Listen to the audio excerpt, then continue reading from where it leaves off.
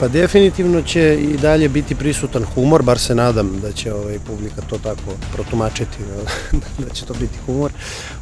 ali s druge strane pokušavamo malo i da napravimo jedan, kako da kažem, ozbiljni pristup u smislu da će on ipak morati da osjeća neke posledice tog svog života koji živi, načina života koji živi godinama unazad, i već u drugom delu serije, ove druge sezone, će lagano početi da sad ne otkrivam, ali će imati neke malo onako posledice po zdravlje. Frizura će biti vrlo slična kao u prvom delu.